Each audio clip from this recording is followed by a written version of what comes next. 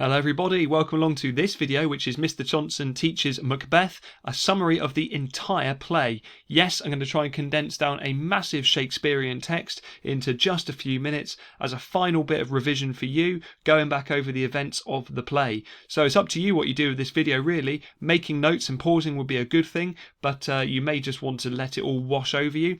Either way, a reminder that it's really important that you know the play a little bit more than just what happens briefly, and on my channel you'll find a breakdown of each of the scenes in the play with quotes and all sorts, so you can go back over those in more detail. So don't forget those are there, but you're watching this video, I imagine, just because you want to get the entire play into your head. Well, with that in mind then, let me talk you through it, and here we go. Act 1, Scene 1, we open up with witches in a really sort of desolate, deserted place, thunder, lightning, and they're there casting a spell, and you hear this prediction they're going to see Macbeth, and they say fair is foul and foul is fair. So these witches already are there waiting for Macbeth to arrive. We don't even know who he is yet, but there they are. Then the scene moves on quickly to Act 1, Scene 2.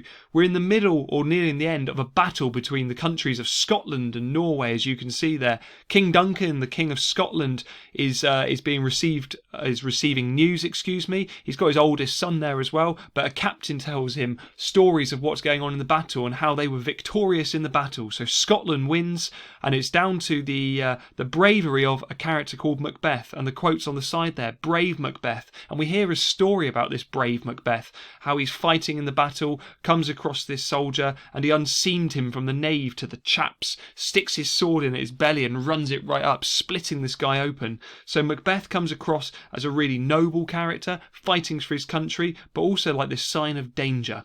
So the king basically says that they're going to get rid of one of the traitors who betrayed them to Norway, and they're going to give the title that used to be this traitors, and they're going to give it to Macbeth. So Macbeth is about to receive rewards for his brave actions. Meanwhile, we actually then see the witches again on this. They reappear, and they are there casting another spell, quite a big spell.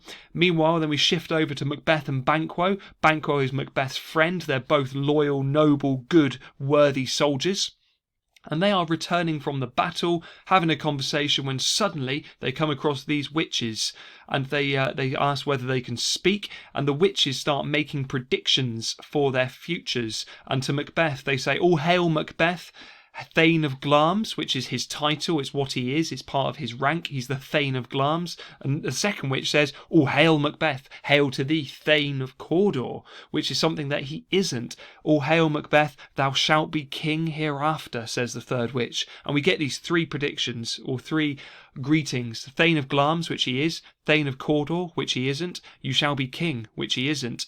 Banquo wants to know about his future, and they essentially say, you shall have a king, though you won't be a king yourself. So they make a prediction for his future, which doesn't sound as good, but maybe sounds better in the long run. They disappear. Macbeth and Banquo are left a little bit shocked, as you would be. Banquo is much more wise than Macbeth, and he calls them the instruments of darkness, and is aware that sometimes things sound good, but maybe actually how you get them isn't quite so good. But Macbeth is left thinking about these witches' predictions. We then move on to Act 1, Scene 4.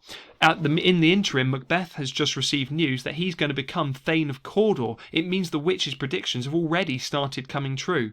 He gets to see the king again, the characters you see there, and the king drops a bit of news for everybody that his son Malcolm is going to become king when Duncan dies. So he officially names Malcolm as his heir. Macbeth doesn't like this news because the witches said that he was going to be king, and this just sounds like another barrier has been thrown in his way. And he says that quote on the screen, "Stars, hide your fires, let not light see my black and deep desires."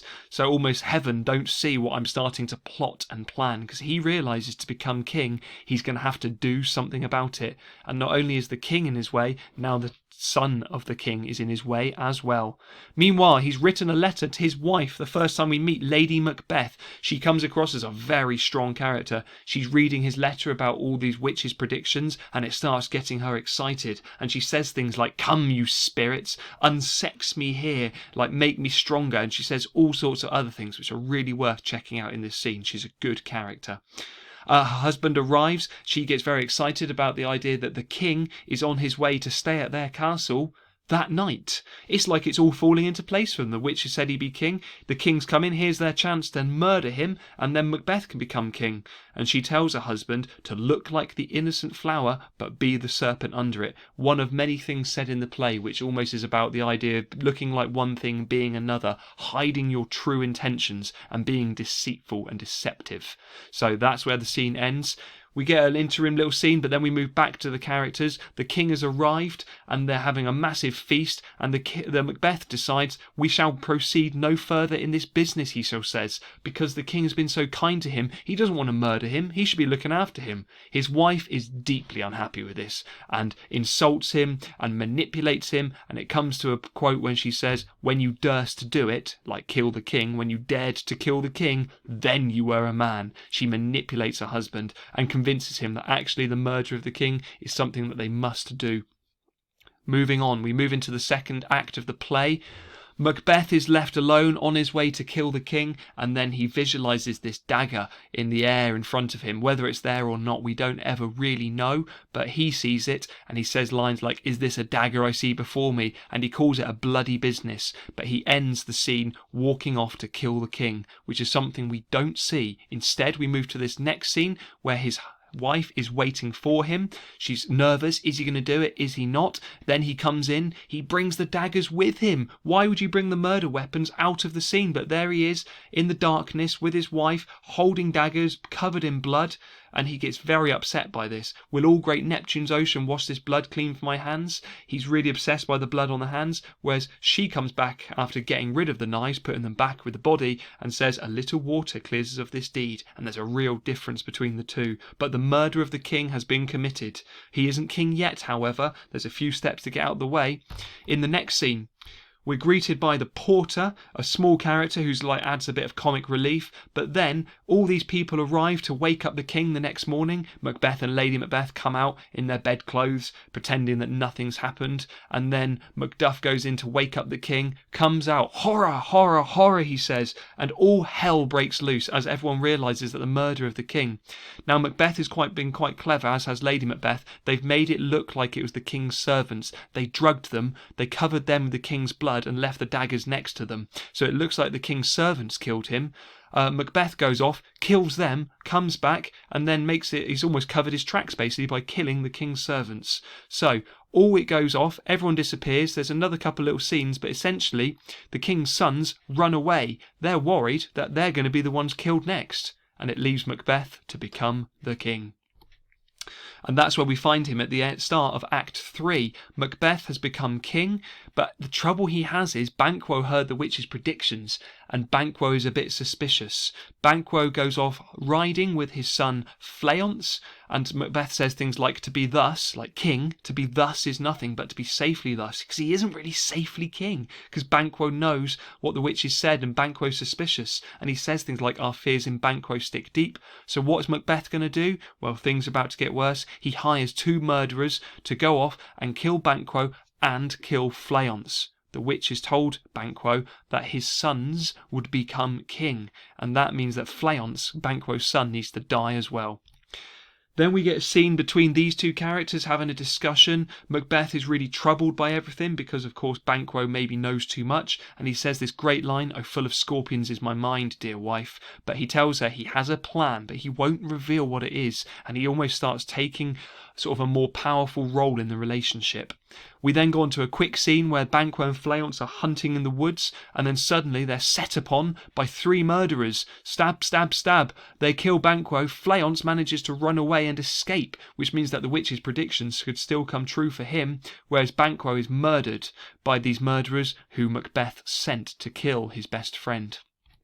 We then move on to a massive banquet, an enormous feast, which Macbeth is holding, and Banquo isn't there. And there's all sort of jokes, oh, he sort of should be here and he isn't. But then a little bit later in the scene, just as they start to settle down to eat, Banquo's ghost walks in. Nobody else can see it apart from Macbeth, and, to use an informal phrase, it freaks him right out. He can't believe what he's seeing there. No one else can see it, and he makes a real fool of himself, shouting at this ghost which no one else can see. And he says things like, "Thou canst not say I did it," the murder of his best friend. "Never shake thy gory locks at me, like your bloody hands at me." And he shouts all of these things. Everybody goes off, and Lady Macbeth is left very upset at how her husband has made himself look stupid. What does he decide to do? Macbeth is shaken. Well, he decides that he'll go and visit the witches again, because they can tell him what to do.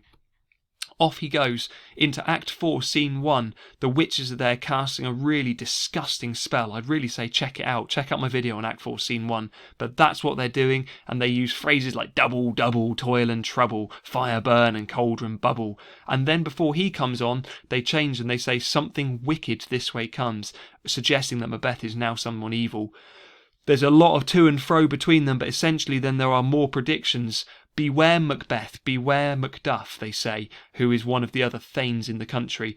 Beware the Thane of Fife. And never shall Macbeth cannot be killed by anyone not born of a woman. And then finally, he hasn't got to be afraid until Birnam Wood comes to Dunsinane, this woodland which is nowhere near this castle. So he seems, oh, this is very good, but you know what? I'll be extra careful. I'm going to have Macduff and his family killed. And he sends murderers off to kill the family, which is what happens in Act 4, Scene 2. The brutal and bloody murder of a family, which actually happened on stage. The murder of children on stage, just showing how not dirty, but how bloody this play is.